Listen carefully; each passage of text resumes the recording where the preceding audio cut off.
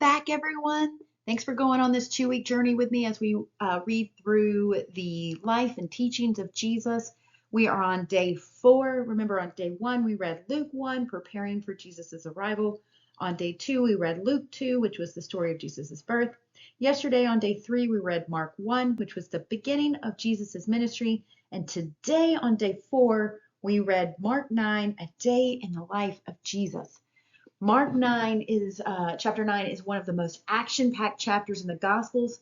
In a single chapter, we move from mountaintop blazing with glory to a desperate father and a crowd to some of Jesus's most challenging teaching about serving, sin, and living at peace. Lay out the big arc for the night and glory on the mountain, faith in the valley, and the call to serve. So Mark writes fast and vividly, and things keep happening immediately.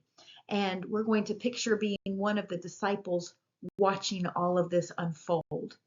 And so I hope you're spending some time in prayer as we dig into each of our chapters and our readings. And so we'll go ahead and dig in to Mark chapter 9. So we're going to give you a little roadmap of where we are headed. And briefly, we'll walk through the 5 kind of movements, or the 5 things that we'll see here. The transfiguration, we'll talk about what that is. The boy healed in the valley, Jesus' foretelling of his own death, the argument about greatness plus whoever is not against us, and the hard sayings about sin, salt, and peace. So the key idea here is that the chapter deliberately pairs mountaintop glory with struggling in the valley. And our faith, guys, is not only spiritual highs, it's trusting Jesus in the ordinary, the messy, the everyday life. I'm going to keep this just real short. Is that here's the thing. It's real easy to trust Jesus when everything's going well. It's real easy to love people that are, easily lovable. What we have to do is we have to say to ourselves, do I trust Jesus or not when we are in the valleys, when we are in the storms, when we are with people who are not so lovable, right? And so those commands don't change based on our circumstances. That's the special thing about being a Christian, is that we have the same commands regardless of the circumstances. So in Mark chapter 9, verse 2 through 13, we've got 6 days after Jesus first predicts his death. He takes his 3 closest friends up a high mountain, and suddenly he is transfigured, right? He's dazzling in this otherworldly white. We see 2 figures, and this is essentially Moses and Elijah. So if anybody asks you who was with Jesus during the transfiguration, I want you to think Moses and Elijah.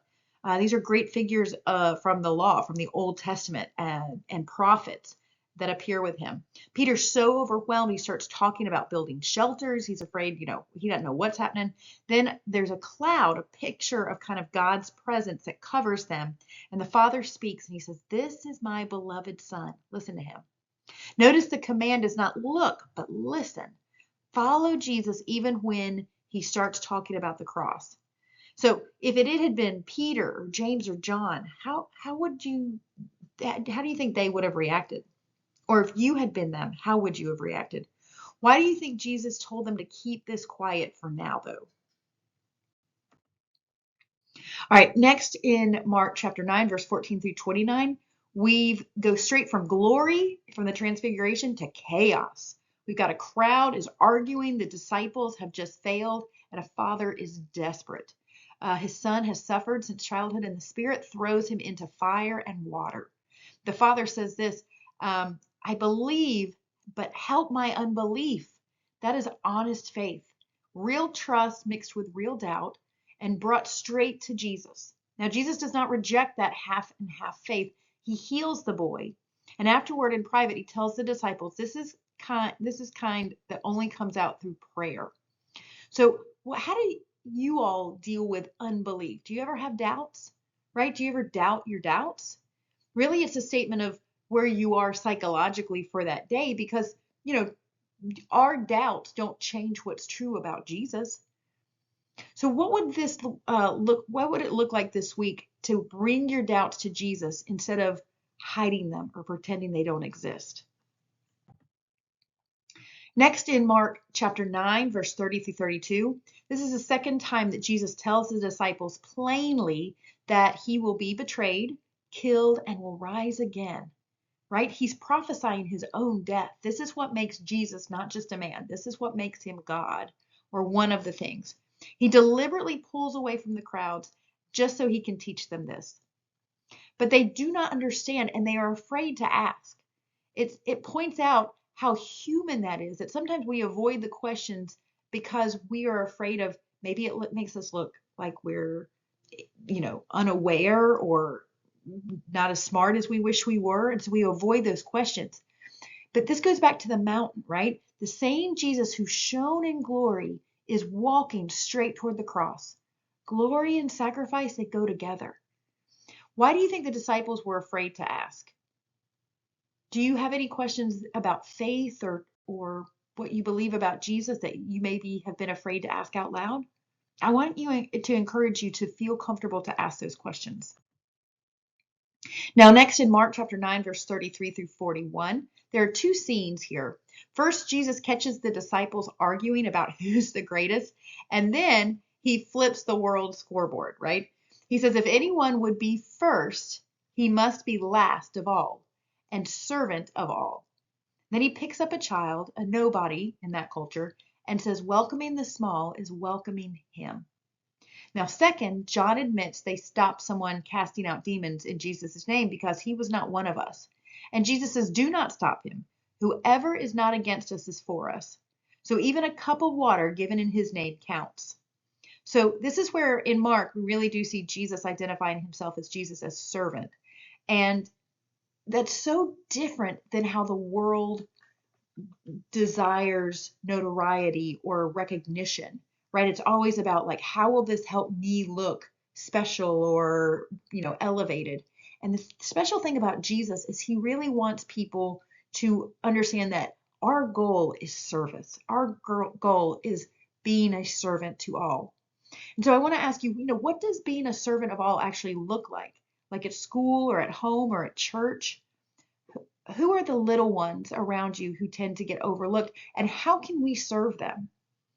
Are there people, not just the poor or lonely, but how can we serve those that maybe society has rejected, that society says are not worth, loving, that are just easily cast aside? How can we love them? So next in Mark chapter 9, verse 42 through 48, this one gets really intense, right? Jesus uses deliberate hyperbole that's being kind of exaggerating language, talking about millstones and cutting off hands and feet.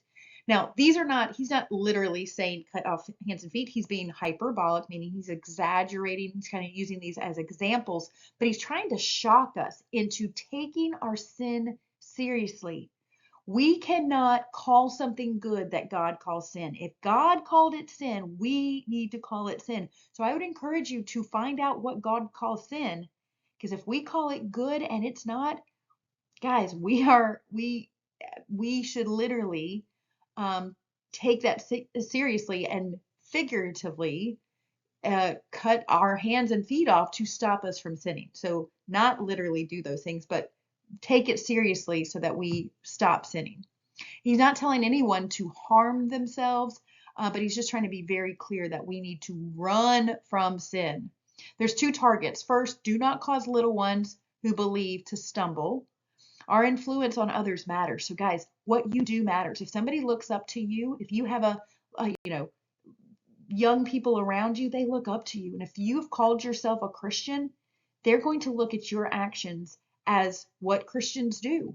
And if they copy your actions and it causes them to sin or stumble, Scripture says it would be better that a millstone would be, around your neck and you thrown into the ocean than to cause one of these little ones to stumble. Second, deal ruthlessly with whatever is making you sin. The point is, this is urgent. Not literal self-harm. Don't literally cut your hands off.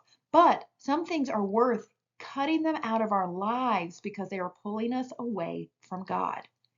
So I want you to ask yourself this. What is one habit, screens, relationships that keeps messing you up, keeps you sinning, And what is one real step to deal with that?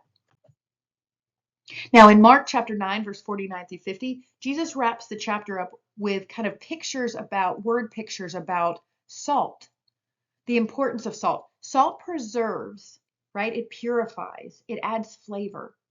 And disciples are meant to stay, quote unquote, salty, distinct rather than blending in with everything around them. So the closing line here is really the greatness about this is have salt in yourselves and be at peace with one another. After all this kind of, the disciples kind of going back and forth for status, Jesus calls his friends to stop competing and live in peace. So what makes a follower of Jesus maybe lose their saltiness? Is there someone you need to make peace with right now? So I'm going to tie all this together. There's three big themes that we saw in this chapter. Glory and the cross. The king revealed in blinding light is heading to die. So real power looks like self-giving love. Faith that clings, I believe, help my unbelief, like that father said. An honest faith admits its doubts and still reaches for Jesus. And the third one is servant greatness. In God's kingdom, the way up is down. Use this as just something to help you remember this chapter and think about which one of these kind of hits hardest for you. And so I want you to kind of think about how you can apply this to your life. So really, I want to just think about perhaps maybe some challenges for this week. Think about ways that you can serve one another. Maybe pray some real honest prayers of helping your unbelief. Maybe think of one sin that you need to cut out of your life and take a real step toward that. And then maybe someone who is being rejected socially. And I wouldn't think of just like the run-of-the-mill folks that we always think of. I want you to really expand your circle of who you're thinking about. Think about people you see in social media being criticized and rejected and not even acceptable to even hear their point of view. How can we include them or maybe hear their perspective and find peace with that? And then I want you to feel, opportunities to talk to one another, talk to maybe your small group leaders at church, talk to your friends, talk to your parents about where your belief is. Maybe you're struggling with some unbelief, how to serve, those kind of things. So I just want to wrap up with just this, the scripture we see in Mark chapter 9, verse 7, that the Father says, "This is my beloved Son. Listen to him." This whole command sums up this chapter, that through glory and struggle and difficult teachings, the call is very simple. Just keep listening to Jesus, right? Pick a way to listen to him this week. How to, in prayer, acts of service, cutting sin out of our life. And I want to just encourage you just to really focus on how do we keep listening to Jesus this week. All right, that's going to end it for this chapter. Tomorrow we will get into day 5, which is Matthew chapter 5, the Sermon on the Mount. And so I'll just see you tomorrow. Take care, guys. Bye-bye.